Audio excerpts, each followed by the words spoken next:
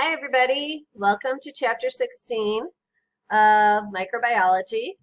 And in this chapter we're going to talk about how microbes and humans interact on a daily basis. So we're in contact with microbes continuously because microbes are in the air we breathe. They live on our skin, they live in our bodies. And in general, they are beneficial to us. They don't tend to cause any problems, and most are going to protect us from those potential pathogens that do cause problems.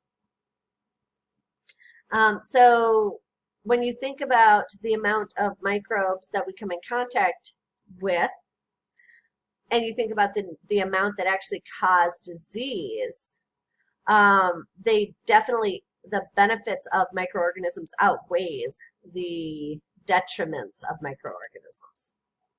But there are some that do cause disease, and those are the ones we call pathogens. So microbes in general are very beneficial. They live in and on us. Up here, this is a picture that I found on Google Images. It shows staphylococcal bacteria, streptococcal bacteria that live in our bodies, on our skin, in our throats, in our mouth, in our nasal cavities, and they utilize us for some nutrients and for a home, but they protect us as well. They're giving us benefits because they are keeping any pathogens that can get in to the body a run for their money. Basically, they're saying, hey, this is my turf, and I'm not going to let you jump on it. The problem occurs when we become immunocompromised. So immunocompromised individuals are individuals that are sick with something else, or maybe they have damage to their body. So this could cause immunocompromisation, but so could an actual illness causes immunocompromisation. Resident microbes are the ones that live in and on us all the time. These are our normal flora. Transient microbes are the ones that come and take up residence for a short period and then they move on. Typically, these are the ones that are going to become more common during certain times of our life. Think about puberty, and think about propionibacterium that causes acne. That would be an example of bacteria that don't always live on our skin, but they do become more common in those periods where we have a lot more oil in our system or in our skin.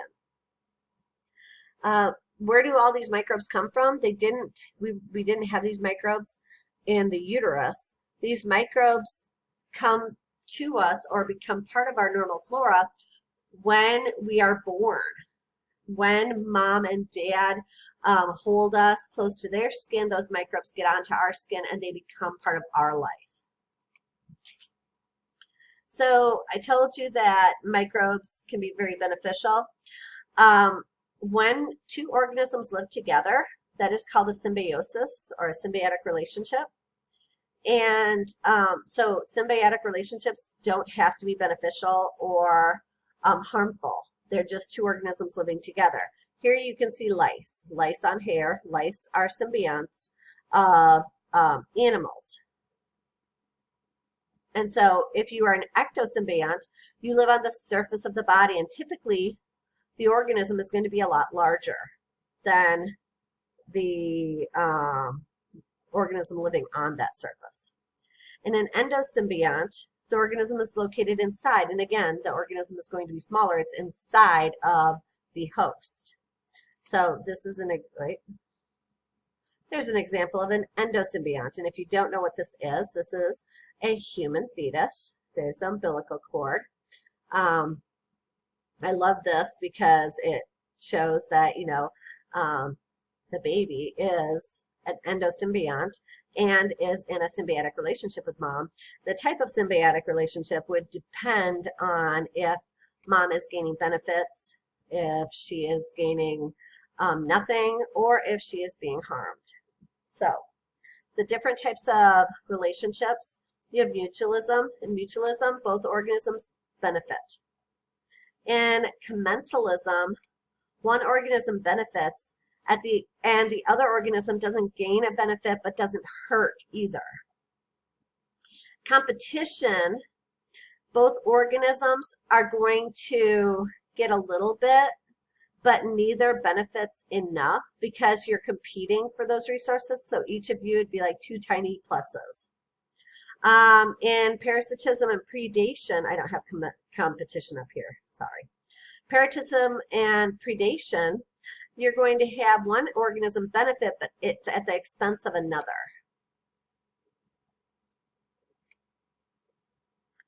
And so, again, if you're looking at the fetus, you could look at that as a parasitic relationship because the fetus does grab nutrients from mom, which means mom loses those nutrients, and that fetus is gaining benefits, but is harming mom to some extent.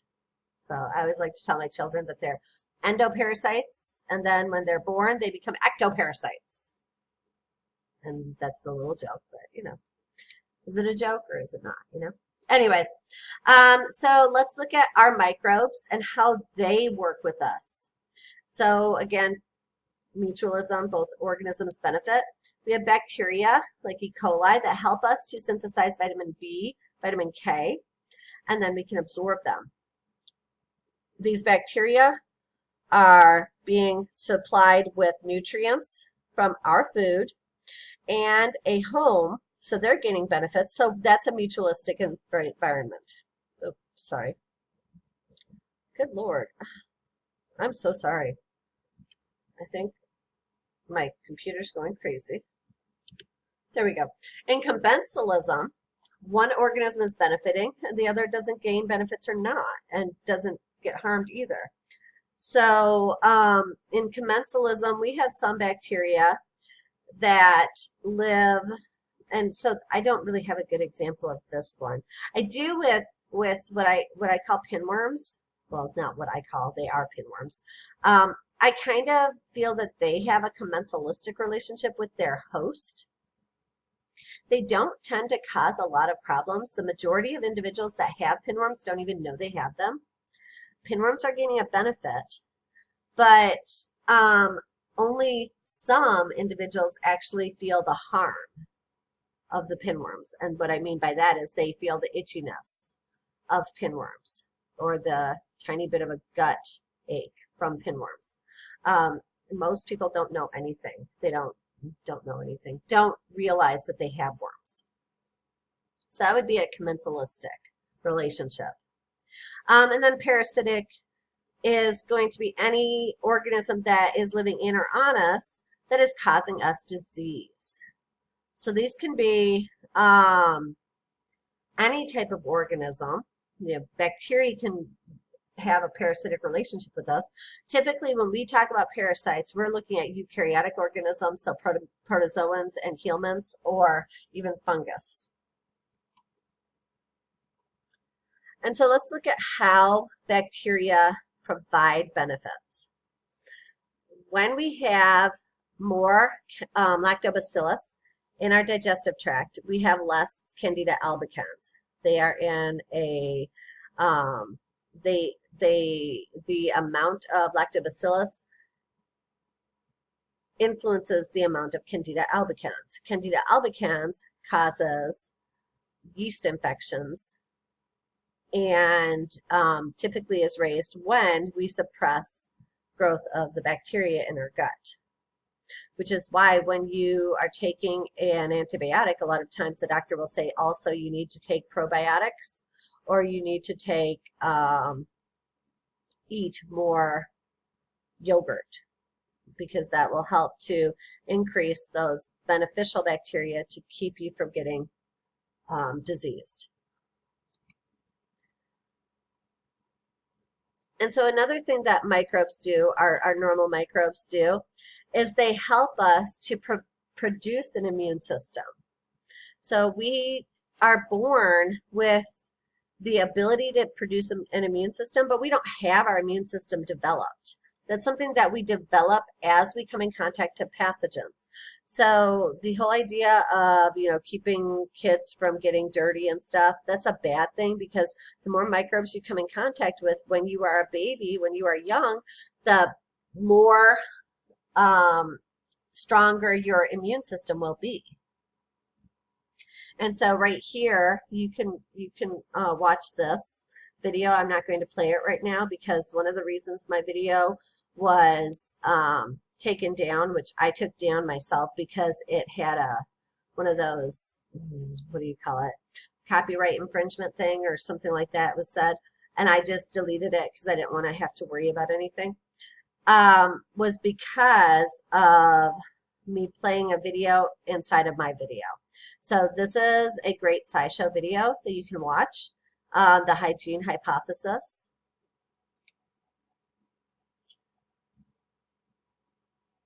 So the next part of this chapter deals with how infectious diseases actually start.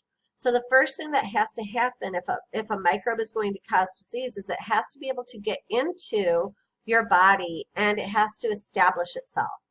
And so that would be where you're colonizing. The bacteria attach, and then they start replicating.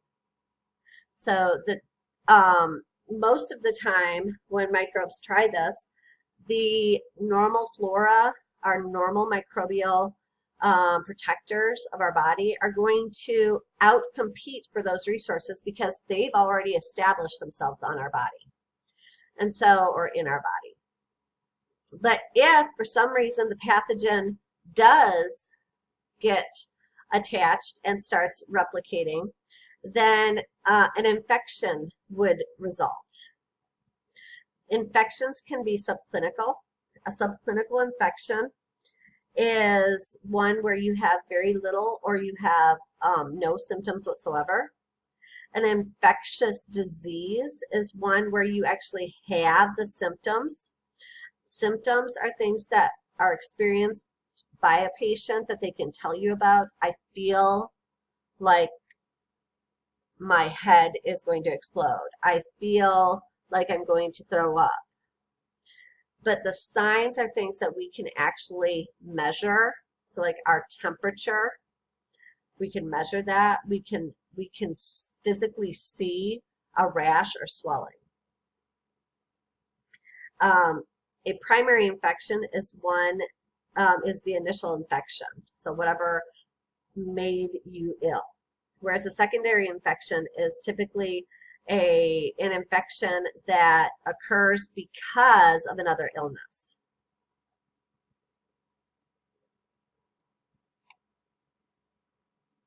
The incubation period then is the time from when you actually came in contact with the pathogen to the time that you actually have the disease. And this can vary, and that actually causes a lot of problems, because if you have a very long incubation period, you can move from one area to another area without knowing you are ill, and then spread a disease. So think about the measles, which has about a week or so, a week to 10-day incubation period.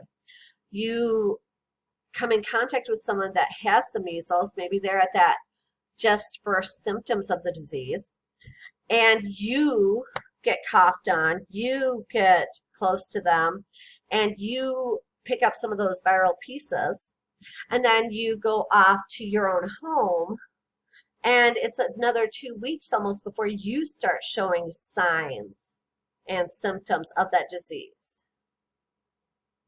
You may not even know where you got the disease from. So it'd be really hard to trace back a disease to patient zero in that sense. Other diseases have very, very short incubation periods. So the best example is a cold. When you come in contact with someone with a cold, within days, you're going to probably start showing signs of that disease. The period of illness is actually when you are showing signs and symptoms of the disease. And then the period of convalescence is when you are recovering from the disease, when you are starting to feel better. In convalescence, you still sometimes have or are spreading the disease a little.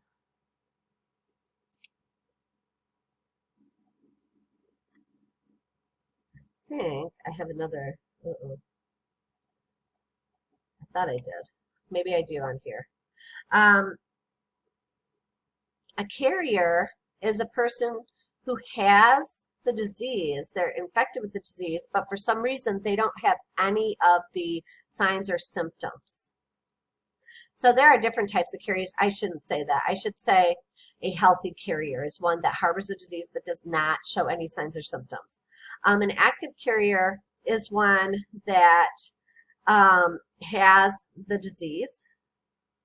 So they're sick, they are showing the signs and symptoms.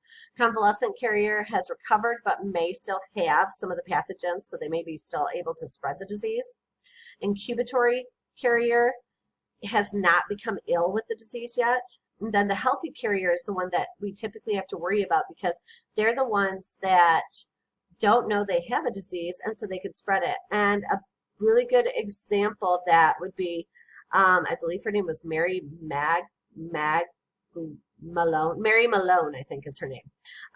They called her Typhoid Mary because she was a carrier of typhoid, but she did not get ill. And anytime when she would cook for people, if she didn't cook the food, say she was making, I think she made some peach ice cream was one of her specialties, and you didn't cook anything with that, she could get typhoid bacteria into the food and then spread it to the family, and people actually died because of this. And so she was treated really badly. You should watch the video. If you look up the SciShow for Typhoid Mary, you'll learn a lot about her. And you'll see that, though she was a healthy carrier, the way they treated her was very bad. But that being said, healthy carriers are very scary because if you are healthy, you don't know you have a disease, you can spread a disease far and wide, and that's not a good thing. Okay, I'm going to stop here because the next video actually starts with transmission.